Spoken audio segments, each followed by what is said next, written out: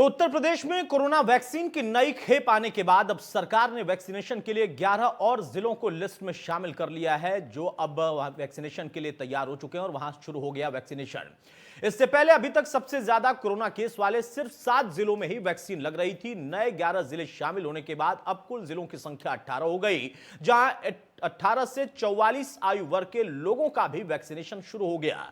जिन जिलों में आज से टीकाकरण किया जा रहा, उनमें नए जिले हैं अलीगढ़, आगरा, गाजियाबाद, झांसी, मुरादाबाद, सहारनपुर, फिरोजाबाद, मथुरा, अयोध्या, शाहजहांपुर और नोएडा को भी इसमें शामिल किया गया है। 45 से ऊपर वालों का वैक्सीनेशन सभी जिलों में शुरू हो गया।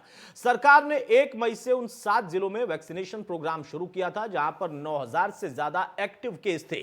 इसमें लखनऊ, कानपुर, वाराणसी, गोरखपुर, मेरठ, प्रयागराज और बरेली शामिल था। लेकिन अब 11 और जिले इसमें जुड़ गए हैं। कुल 18 जिलों में अब 18+ वालों को भी वैक्सीन मिलनी शुरू हो गई और उसको लेकर पूरी तैयारियां हैं, क्योंकि डोज अब बढ़ चुकी है और आगे भी कुछ और जिलों को और जल्दी से जल्दी पूरे उत्तर प्रदेश में हर एक जिले में वैक्सीनेशन की तैयारी हो जाए और लोगों को वैक्सीनेशन शुरू हो जाए लगना, इसके लिए काम तेजी से चल रहा है। शासन ने जो एक रणनीति बनाई है, उस रणनीति के तहत हर एक जनपद अपने स्तर पर प्रयास कर रहा है, जनप्रतिनिधिगण अपने स्तर पर सहयोग कर रहे हैं। जो विशेषज्ञों ने एक आशंका व्यक्त की थी कि 5 से 10 मई के बीच में उत्तर प्रदेश के अंदर 1 लाख कोरोना पॉजिटिव प्रतिदिन आएंगे, प्रदेश के इस कोविड प्रबंधन ने उन सभी आशंकाओं को निर्मूल साबित किया है। दूसरा, प्रदेश वर्तमान में पूरे एग्रेसिव कैंपेन के साथ इस कार्यक्रम को आगे बढ़ा रही है। प्रथम वेव में हम लोगों को ऑक्सीजन की आवश्यकता नहीं पड़ी थी। हर एक जनपद में कहीं एयर सेपरेटर यूनिट थे, कहीं पर लोग एलएमओ से स्वयं ही मेडिकल कॉलेज या हॉस्पिटल के अपने एग्रीमेंट थे, वे स्वयं ही उनकी ऑक्सीजन आती थी। सरकार को, केंद्र और प्रदेश सरकारों को इसमें किसी भी प्रकार के सहयोग की आवश्यकता उन्हें नहीं महसूस होती थी। प्रदेश की अपनी जो खपत थी वो लगभग 300 मीट्रिक टन के आसपास थी, उसके अंतर्गत लोगों का काम चल देता था। लेकिन सेकेंड वेव ने हमारे सामने एक नई चुनौती प्रस्तुत की, ऑक्सीजन की अचानक डिमांड बढ़ गई। अयोध्या भी हम लोगों को ऑक्सीजन भेजना पड़ रहा है, अयोध्या से आसपास के जनपदों को जा रहा है। यह स्थिति जो चुनौती हमारे सामने थी, इसके लिए हम आभारी हैं भारत सरकार के, आदरणीय प्रधानमंत्री जी के, जिन्होंने स्पेशल ट्रेन इसके लिए उपलब्ध कराई, ऑक्सीजन एक्सप्रेस चलवाई, एयरफोर्स के बड़े बड़े जहाजों के माध्यम से टैंकर भेजे गए। कल हम लोगों ने 1000 मीट्रिक टन से अधिक की ऑक्सीजन की आपूर्ति प्रदेश के अंदर करवाई है।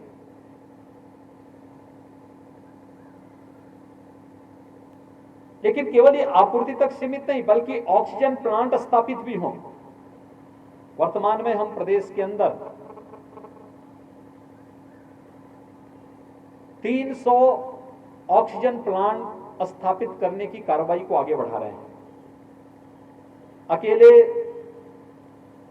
इस मंडल में 18 ऑक्सीजन प्लांट लगाने की कार्रवाई चल रही है, जिनमें से 6 लग चुके हैं, शेष की प्रक्रिया आगे बढ़ाई जा चुकी है। इसमें पीएम केयर फंड से, सीएम केयर फंड से।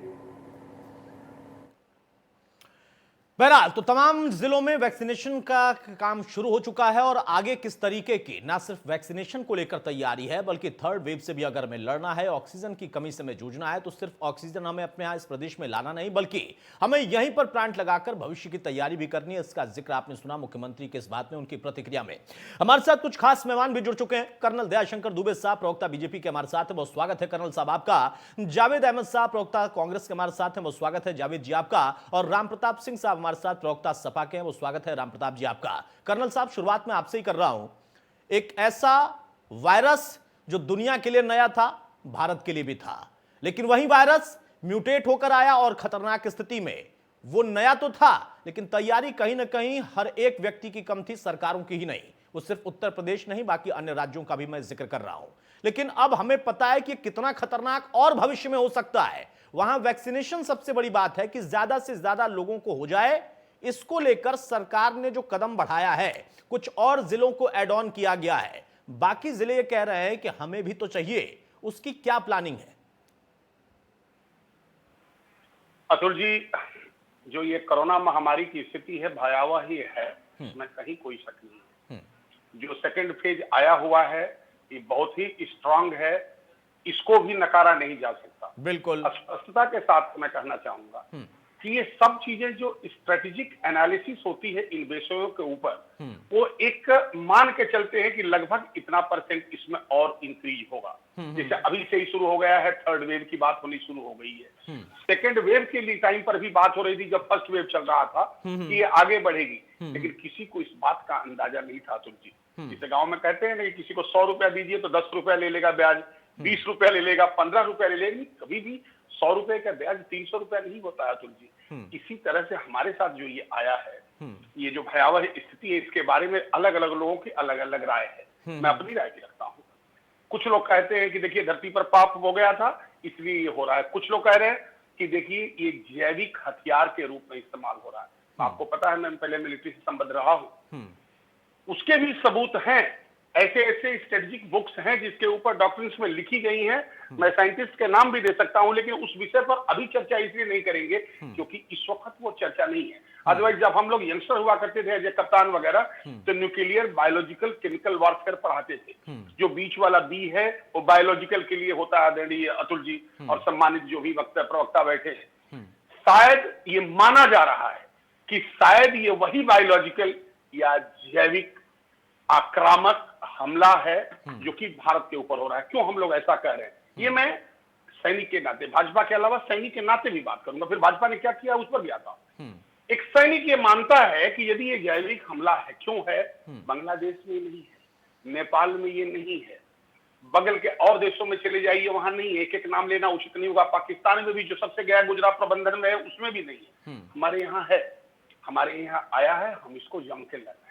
अब बात उत्तर प्रदेश की है। अभी आपने मुख्यमंत्री की बात को ही वो अपना स्टेटमेंट दे रहे थे आदरणीय योगी आदित्यनाथ जी। उन्होंने कहा भी था कि लोगों ने ये कहा था कि जो सेकेंड वेव आएगी उसमें 30 अप्रैल के बाद की स्थितियां जो होंगी वो 1-1 लाख पर डे की होगी, जो कि किसी वजह से, मैं ये नहीं कहता ये बड़ी संतुष्ट की बात है, लेकिन ये जिन्होंने जो इस पर काम कर रहे हैं उनके लिए जरूर मैं आभार व्यक्त करता हूं कि 21,000 पर आई है। स्पेशल लोगों के लिए वो स्पेशल व्यवस्था करते हैं। गोरखपुर में गए थे, प्लांट के बारे में बात कर रहे हैं। 18 में से 6 प्लांट लग गए। आज ही के दिन आपको ये भी जानकारी होगी कि हमारे ही उत्तर प्रदेश से शुरू हुआ था अतुल जी, कि हमारे जो पत्रकार है वो फ्रंट लाइनर वाले हैं। फ्रंट लाइनर बिल्कुल है, इसमें कहीं कोई शक नहीं है। और इसीलिए आपने देखा होगा नवनीत सहगल जी ने, जो डायरेक्टर है, निदेशक हमारे यहाँ सूचना विभाग के, ऑडिटोरियम में बैठ के लोगों ने लगाया और जगह भी हुई है।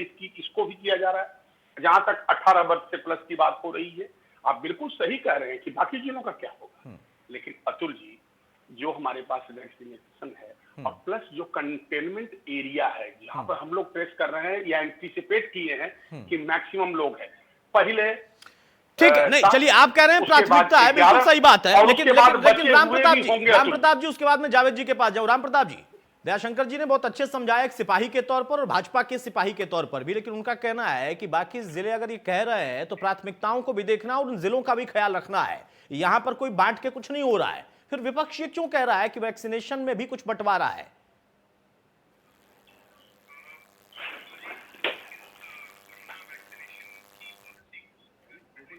में देखना चाहिए कि इस कोरोना के अगेंस्ट लड़ाई में जो देश सक्सेसफुल रहे अभी तक, उन्होंने क्या किया। We should learn from other peoples examples.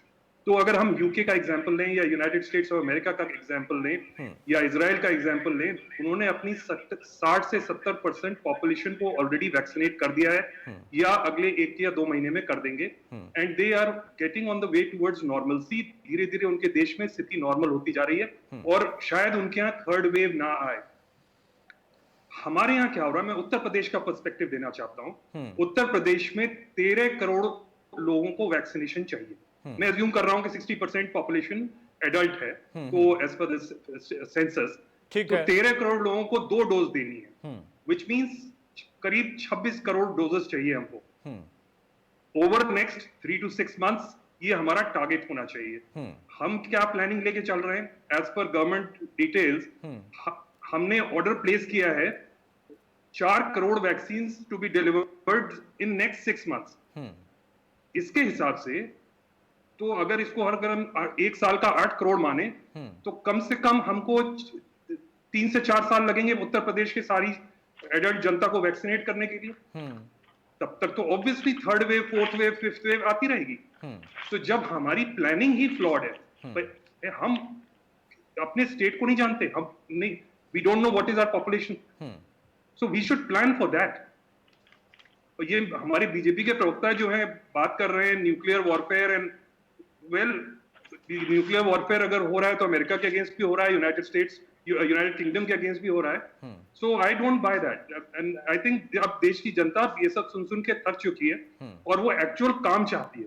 नहीं, बिल्कुल राम प्रताप जी, आपकी बात से मैं बिल्कुल सहमत हूं कि देश की जनता वाकई थक चुकी है और वो एक्चुअल काम चाहती है। और आप बहुत लर्नेड एक प्रवक्ता हैं, लेकिन आपका जवाब देंगे यहाँ पर दयाशंकर जी। मैं एक बात का जरूर यहाँ पर जिक्र करना चाहूंगा कि आपने कहा कि हमें वी शुड प्लान, हमें प्लान करना चाहिए था, हमें पॉपुलेशन पता है उत्तर प्रदेश की, हमें तैयारी उस हिसाब से करनी चाहिए। मुझे याद आता है वो बयान कि हम वैक्सीन नहीं लेंगे क्योंकि बीजेपी की वैक्सीन है, लेकिन आज सबको चाहिए वो वैक्सीन। मुझे लगता है कि ये बात भी सबको ध्यान रखना चाहिए और वाकई सरकार में जो है उसकी जवाबदेही है कि उसका प्लान क्या है। जावेद अहमद साहब, एक टिप्पणी आपसे भी मैं चाहूंगा। वैक्सीनेशन सबसे बड़ी जरूरत है और यही बचाव है, फिर उसमें अगर हम इस गति से बढ़े जो रेशियो दे रहे हैं, जो आंकड़ा दे रहे हैं राम प्रताप जी सपा के प्रवक्ता, तो वाकई 3rd वेव क्या पता नहीं कितनी वेव आएंगी और नुकसान क्या होगा हमें नहीं पता है।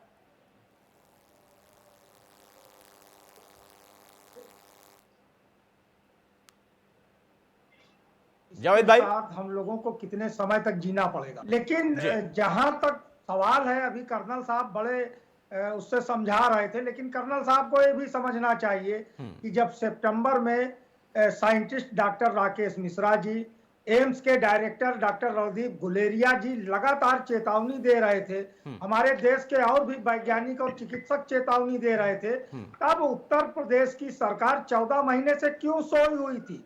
उसकी टीम 11 कहाँ थी? मंत्रिमंडल का तो उत्तर प्रदेश में पता ही नहीं था। जब हम बिल्कुल पीक पर आ गए तब सरकार की आंखें खुली। और उसके बाद कारण क्या है? अभी कर्नल साहब कह रहे थे कि विपक्ष आरोप लगा रहा है, विपक्ष उस चीज को नहीं मान रहा है। आप विपक्ष को क्यों लांछित करने का प्रयास कर रहे हैं? अब तो स्थिति यह है कि ये डबल इंजन की सरकार के डबल इंजन आमने सामने आ गए। आप बताइए, पंडित रत्नाकर मिश्रा जी भाजपा के विधायक हैं, वो मुख्यमंत्री जी से सवाल कर रहे हैं। ब्रजेश पाठक जी ने तो पूरी सरकार की नाकामी का वो पत्र नहीं था, वो श्वेत पत्र पेश कर दिया। श्रीमती मेनका गांधी जी भाजपा की सांसद हैं, उन्होंने पत्र लिखा। पूर्व उद्योग सूक्ष्म उद्योग मंत्री और कानपुर के सांसद सदैव पचौरी जी ने पत्र लिखा। और तो और जहां पर मुख्यमंत्री जी कल बरेली में अपना रेड कारपेट वेलकम करा रहे थे इस संकट काल में, केंद्रीय मंत्री श्री संतोष गंगवार जी ने भी शिकायत की पत्र लिख दिया कि जब इस प्रदेश के अधिकारी, उसकी ब्यूरोक्रेसी जो इस पेंडेमिक से निपटने के लिए लगी हुई है, वो केंद्रीय मंत्री का जब फोन नहीं उठा रही है, तो आप कल्पना करिए कि आम आदमी किस तरीके से इन अधिकारियों को बर्दाश्त कर पा रहा है, कैसे वो अपने लोगों के लिए जो है तड़प रहा है, किस तरीके से भाजपा के विधायक की आगरा के अंदर क्या दुर्गति हुई उनकी पत्नी की। और आप आरोप लगा दे विपक्ष में, वैक्सीनेशन ड्राइव अभी आप 45 प्लस को पूरा कर नहीं पाए हैं। 18 साल से अधिक वालों को आपने 7 जिले में लिया है। आपके पास वैक्सीन जो ग्लोबल टेंडरिंग की बात थी वो 21 मई लास्ट डेट है। कब टेंडर होगा, कब वो वैक्सीन आएगी, कैसे आएगी, कहां से आएगी, अभी कुछ नहीं पता। ये हवाबाजी का खेल। आप हॉस्पिटल का इनाग्रेशन कर रहे हैं इस संकट काल में, जहां गुब्बारे और फूल सजाए जा रहे हैं। ये संकट काल है। अभी भारतीय जनता पार्टी पूरे आत्ममुग्धता और अहंकार की शिकार है। और मंत्रियों का तो उत्तर प्रदेश में बताइए भाई दयाशंकर साहब, जवाब दीजिए। देखिए, nuclear, bio weapon, bio war, ये सब तो अभी फिलहाल हम नहीं कह सकते, वो आप समझते हैं और हो सकता है कि उस पर सच्चाई हो, लेकिन हम उस पर अभी चर्चा नहीं कर रहे हैं। अभी जो है उस समय लड़ना आप खुद मान रहे हैं, तो क्यों ना हम बात माने राम प्रताप जी की। वो कह रहे हैं कि हमें पॉपुलेशन पता है और जो आप आंकड़ा दे रहे हैं उसके हिसाब से 3-4 साल लग जाएगा सभी को वैक्सीन देने में। जो बात जावेद अहमद साहब कह रहे हैं कि भाई आप विपक्ष को कहते रहे, लेकिन कमियां तो रही होंगी, तभी सवाल उठ रहे हैं ना कर्नल साहब। अतुल जी, राम प्रताप जी की बातों को सुनकर के शुरू में तो मैं मंत्रमुग्ध हुआ। मुझे तो लगा कि कोई राजनीतिक विशेषज्ञ या डॉक्टर है जो कि सलाह दे रहा है और ये मानने लायक थी, लेकिन वो लास्ट में चलते चलते वो सपा वाली हरकत कर गए। किसने आपको दोष दिया है सर? दोष तो आप खुद करते हैं। आप खुद ही कहे थे ना, याद करिए अखिलेश भैया के स्टेटमेंट को, कि आपको नहीं लेना है। अरे ये भाजपा वाली वैक्सीन ले लें, हम हमारी सरकार आएगी तो हम लेंगे, ठीक है लीजिएगा। आप ही ने एक सही में कॉलेज बनाया है सर, आज ही उसके वीसी को हटाया गया। आपको पता है क्यों? क्योंकि वो वहां जाके देख ही नहीं रहे थे उधर जो मेडिकल कॉलेज है कि वहां क्या हो रहा है। उसके जगह पर वहीं के दूसरे यादव जी को लगाना पड़ा, रमाकांत यादव जी को। We will talk decently the facts that is required to be done. आप बार बार किसी चीज को आप क्यों नहीं समझते कि पॉलिटिकल नेतृत्व और एडमिनिस्ट्रेटिव फेल्योर ये दोनों अलग अलग चीज है। पॉलिटिकल जो है जावेद भाई, हमेशा हम ये चाहते हैं, आप कह रहे हो कि विपक्ष, हमने तो कभी नाम ही नहीं दिया जब विपक्ष कुछ कह रहा। विपक्ष से तो ये उम्मीद है जावेद कि मौका पड़े तो विपक्ष इस वक्त हमें आकर के सुझाव भी दे कि क्या करना चाहिए। ये नहीं होगा, ये बिल्कुल नहीं होगा कि आप चीजों को गलत कह करके और गलत कह के आप निकल जाएंगे साइड। नो, आपकी जिम्मेदारी कहाँ है? आपकी जिम्मेदारी तय कहाँ है? इसलिए कि आप कह दें हमारे प्रियंका जी ने ये कहा, हमारे राहुल जी ने ये कहा, इससे कोरोना नहीं भागता। कोरोना भागता है जमीन पर कार्य करने से। Please remember this, please remember this. हम विपक्ष के ऊपर कोई कभी भी आरोप नहीं लगाते। विपक्ष का काम है विरोध करना, उसको हम अच्छा मानते हैं, स्वस्थ परंपरा है ये। लेकिन ऐसा भी नहीं होना चाहिए जावेद भाई, यदि आपने ये सोच रखा है, आज आपने सोच रखा है कि आपको आप क्या करेंगे, खिसियाई बिल्ली खंबा नोच रही है, आप ही लोगों की तो ये सब आप रही हैं। सुनने की कोशिश करिए। अभी अतुल जी आपको समय देंगे पूरा। मैं तो खुद चाहता हूं। सुन लीजिए भाई, जावेद जी सुन लीजिए, मेरे पास समय थोड़ा कम है, सुन लीजिए, फिर अपनी बारी में बोल लीजिएगा। जावेद भाई सुन लीजिए। कर्नल साहब जल्दी समाप्त करिए, फिर मैं राम जी के पास जाऊं, राम प्रताप जी के पास। कर्नल साहब, मैं अभी चाहे तो अतुल जी मुझे रोक दे और एक वर्ड नहीं बोलूंगा। नहीं बोलिए आप कर्नल साहब, लेकिन जल्दी से। कि हमारी सरकार है, हमारी जिम्मेदारी है। आप हमसे सवाल पूछ रहे हैं, ये एक स्वस्थ परंपरा है, आपको पूछना भी चाहिए और उसका मैं स्वागत करता हूं। लेकिन पूछने के बाद उसका सुनना नहीं कुछ भी। आप बताइए, क्या इस देश के अंदर पॉलिटिकल नेतृत्व, एक छोटी सी बात को समझिए, आज बहुत दिन के बाद अतुल जी के साथ बात कर रहा हूं, कि वही पॉलिटिकल नेतृत्व जो है मिलिट्री को आदेश दे रहा है, एयरफोर्स से कंटेनर आ रहे हैं, हॉस्पिटल्स बन गए, आपको यदि याद है तो गुजरात में बन गए, दिल्ली में बन गए, अपने यहां भी शिल्पग्राम में बन गए, और देखिए कितना अच्छे से चल रहा है। लेकिन वहां तो फेल्योर नहीं हो रहा है। वही पॉलिटिकल नेतृत्व जो है बाकी जगह ब्यूरोक्रेसी में कहता है और वो फेल हो जाता है। किसकी पाली हुई है? आप ही की पाली हुई है ना, कि आपके यहाँ मुख्यमंत्री राम प्रताप जी, आपको जानना होगा, आप ही के यहाँ मुख्यमंत्री होते थे, कहा जाता था कि 3.5 मुख्यमंत्री है, कोई किसी की सुनता नहीं है, क्योंकि बड़ी बड़ी पार्टियां जो है आप ही के यहाँ के सचिव किया करते थे। बिगाड़ा किसने? आप ही लोगों ने तो बिगाड़ा है, लेकिन हम उसको सुधारे हैं। खैर आज इस पर चर्चा नहीं होगी, तो तुम है मैं पर। आज चर्चा सिर्फ इस बात की है कि जो आप जानना चाहते हैं जी, इस चैनल, इंपॉर्टेंट चैनल के माध्यम से पूरा प्रदेश जानना चाहता है कि प्रदेश के अंदर ऑक्सीजन के प्लांट्स लग रहे हैं। पुलिस वालों का सुना होगा आपने, पुलिस के लिए अलग से बेड लगा करके एक हॉस्पिटल बन रहा है। आपको नहीं पता है तो चीजों को जानिए। जो 7 के जगह पर 11 और बढ़ा, 18 जिलों में वैक्सीनेशन हो रही है, पूरे 80 जिलों में भी होगी। ठीक है ठीक है ठीक है ठीक है दयाशंकर जी, मैं अब मैं आपको रोक रहा हूं। दयाशंकर जी, अब मैं आपको रोक रहा हूं। कर्नल साहब, मैं आपको रोक रहा हूं। जावेद भाई, आपको भी रोक रहा हूं। राम प्रताप जी, मेरा एक सवाल है। जैसा कर्नल साहब ने कहा कि आपने शुरुआती दौर में जब बोला तो लगा कि हाँ वाकई एक आप अच्छा सुझाव दे रहे हैं जो कि होना भी चाहिए, लेकिन फिर अब उन्होंने काउंटर कर दिया। उनका कहना है कि आप उनसे रोड मैप पूछ रहे हैं, सरकार के स्तर पर उनकी जवाबदेही बनती है, लेकिन जब आप लोग ये कहते थे कि नहीं हमारी सरकार जब आएगी तो हम वैक्सीन लगवाएंगे, आज आप कहते हैं कि सरकार बताए कि सबको वैक्सीन लगवाने का रोड मैप क्या है। राजनीति तो दोनों तरफ दिख रही है ना। यह आपको महसूस होता है कि हाँ झटका लगने के ही बाद कम से कम सरकार ने सक्रियता बढ़ाई है और अब हमें भरोसा करना चाहिए, सुझाव अच्छे आने चाहिए जिस पर कुछ काम भी हो। As a very responsible member of the opposition and Samajwadi party, मैं बीजेपी की प्रवक्ता से ये कहना चाहूंगा कि उन्होंने एक बड़ी अच्छी बात कही कि ऑपोजिशन को अच्छे सुझाव देने चाहिए और वो उसको सुनेंगे। तो पहले मैं अच्छे सुझाव कुछ देना चाहूंगा। बिल्कुल बिल्कुल, स्वागत है जी। आज का यूपी का डेली वैक्सीनेशन रेट 1.5 लाख था, 1.5 लाख लोगों को आज वैक्सीनेशन हुआ। ये फिगर मेरे हिसाब से 30 लाख होनी चाहिए, तब हम 6 महीने में पूरे प्रदेश को वैक्सीनेट कर। इसकी तरफ हमारी प्लानिंग होनी चाहिए।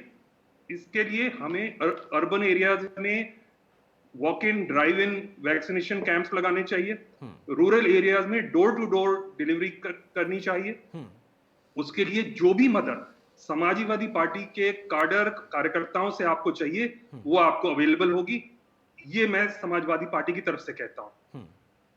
पर बात जो राजनीति कर रहे हैं, उसका भी एक क्लैरिफिकेशन मैं जल्दी से दे देता हूं। जी जी, कि उस बात को, हमारे राष्ट्रीय नेता की बात को गलत इंटरप्रेट किया गया।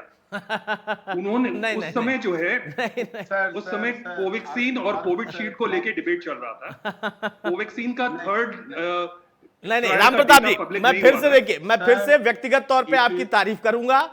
देखिए, जो था वही हमने देखा और वही सुनाया। वो बड़े समझदार व्यक्ति हैं अखिलेश यादव, और उस वक्त जो उन्होंने कहा था वाकई शायद उनको भी एहसास बाद में हुआ होगा कि नहीं, ऐसा नहीं था। वो बीजेपी की वैक्सीन नहीं है भाई।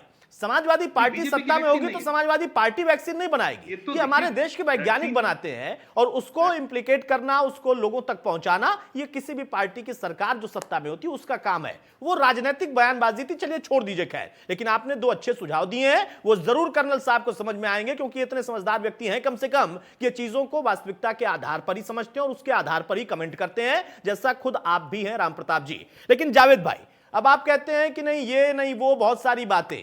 यहां पर चुनौती तो सबके लिए है ना। और आप अगर ये कहेंगे तो आपके भी कई शासित राज्य हैं, वहां की भी स्थिति ऐसी और वहां का रोड मैप वो नहीं बता पा रहे हैं। समस्या तो व्यापक है ना। यहां पर एक दूसरे पर बांट के आरोप करने से कुछ नहीं होगा। कहीं आप जवाबदेह हैं, कहीं ये जवाबदेह है। अतुल जी, जवाबदेही हमारी भी है और जवाबदेही सबकी है, सभी राजनीतिक दलों की है। बिल्कुल। जहां हमसे गलतियां हुई हैं उनको हमें स्वीकार करने में तनिक भी, रत्ती भर भी जो है शर्म नहीं है। इसलिए कि जहां गलती हो गई तो उसमें गलती को स्वीकार करने में शर्म किस बात की है। लेकिन भारतीय जनता पार्टी से हमको समस्या ये आती है कि ये गलती करने के बाद भी उसको स्वीकार करने को तैयार नहीं है। जब भारतीय जनता पार्टी के अंदर से 2 दर्जन बड़े नेताओं ने इस बात को साबित कर दिया कि सरकार विफल हुई है, आखिर हम सवाल क्यों ना करें कि आपने बड़े बड़े दावे किए थे। सत्र में आपने कहा विधानसभा में मुख्यमंत्री जी ने कि 1.5 लाख बेड तैयार है, हमारे पास कोई समस्या नहीं है। तो सवाल उठता है, हम तो 2 कदम नहीं 10 कदम आगे बढ़ के सरकार के साथ इस आपदा के काल में सहयोग। ये आपका बड़प्पन है जावेद भाई, ये आपका बड़प्पन है कि देखिए आप कह रहे हैं कि जहां आप जवाबदेह हैं आपकी जवाबदेही बनती है, जहां ये जवाबदेह हैं इनकी बनती है, और अगर आप गलत हैं तो आप मानते हैं। मैं इसको जरा 2 चीजों से क्लब करके बताता हूं, समय मेरे पास कम है। देखिए, अगर आप गलती मानते हैं और आप कह रहे हैं कि इनके यहाँ 2 दर्जन जो मंत्री हैं, विधायक हैं, नेता है, वो लिख रहे हैं और सरकार नहीं मान रही है, वहीं आपका हाल आपके संगठन का है। आपके यहाँ पर 23 लोगों ने चिट्ठी लिखा था, और आज ही देखिए आंतरिक चुनाव की बात हुई थी आपके संगठन में, फिर वो रद्द हो गया कोरोना की वजह से। तो वहां गलती वो नहीं मान रहे हैं, यहाँ गलती ये नहीं मान रहे हैं, हाल दोनों का वही है। बहरहाल दयाशंकर जी बहुत जल्दी से शार्प कमेंट दीजिए। जावेद भाई ने भी एक अच्छा सुझाव दिया है या मांग की है, और वही बात राम प्रताप जी ने भी कहा है, गति तो हमें बढ़ानी होगी, और ये आपके लिए भी चुनौती है, क्योंकि वैक्सीन सेंट्रल गवर्नमेंट के जरिए ही आपको मिलनी है। आप ऑक्सीजन पर काम कर सकते हैं, राज्य स्तर पर सहयोग ले सकते हैं, लेकिन वैक्सीन को लेकर तो आपको उधर ही देखना है। और आप उत्तर प्रदेश में हैं और वहां की सरकार में हैं, और आपकी जवाबदेही, जिम्मेदारी और पॉपुलेशन के हिसाब से आपका दायित्व तो और बढ़ जाता है। आपकी चुनौती बड़ी है। इस कोरोना महामारी से लड़ने की पूरी जिम्मेदारी विपक्ष को साथ लेते हुए हमारी सरकार की है। जो राम प्रताप जी ने सुझाव दिया है स्वागत योग्य है, और ये स्वागत योग्य मैं यही नहीं कह रहा हूं, इसको आप जरूरत पड़ेगी तो हम राम प्रताप जी से बात करके कंफर्म कर देंगे कि इसको आगे तक हम बढ़ा देंगे। रही बात जावेद भाई, आई पर्सनली एडमायर यू, लेकिन आज हो क्या गया आप समझिए इस बात को। आज मैं दुखद घड़ी में ये कहना नहीं चाहूँ, हाल ही में हमने आपके एक शीर्ष नेता को खोया है, और मैं उनको श्रद्धांजलि अर्पित करते हुए आगे बढ़ूंगा। आपकी पार्टी का तो एक अलग ही तरीका है, सिद्धांत ना, एक पद, एक बंगला, एक पार्टी, आप अपना छोड़िए, किसी न किसी को सपोर्ट करना है। चलिए हमको छोड़िए support कर्नल करिए। साहब, आप आज याद मैं उस पर करिए, डिटेल में जिस चर्चा पार्टी नहीं से कर आप पाऊंगा। आते हैं, आपके लिए सुझाव जिस अच्छा पार्टी था से राम आप प्रताप जी आते का, हैं, जावेद आप भाई अब का, जहाँ ज्वाइन किए उसमें हैं, गति तो आपको बढ़ानी आप पड़ेगी। और मेरा भी देखिए व्यक्तित्व व्यक्तिगत पे तौर पर ये सवाल अपना करिए, सुझाव उसकी है बात कि यहाँ उत्तर करिए, प्रदेश की आप पॉपुलेशन के हिसाब से अगर ये गति रहेगी तो मुश्किल है। हालांकि चुनौती हमारा आपके लिए भी। बहुत शुक्रिया कर्नल साहब आपका, राम प्रताप जी आपका, जावेद भाई आपका। तो वैक्सीनेशन की गति बढ़ानी होगी क्योंकि थर्ड वेव जो कि इनविटेबल है और हर हाल में आनी है, वहां पर समस्या और गहराएगी। कम से कम एक तरीका है, वो है वैक्सीनेशन। अभी हमने सुना, हमारे साथ पीजीआई के डायरेक्टर थे धीमान साहब, उनका कहना है कि सिर्फ 18+ नहीं बल्कि अब हमें 12+ पर भी काम करना होगा, तब हम जाकर थर्ड फेज में ज्यादा से ज्यादा लड़ाई अच्छी से लड़ पाएंगे, लोगों को ज्यादा सुरक्षित कर पाएंगे। कैसे, ये सरकारों को ही देखना होगा। नमस्कार।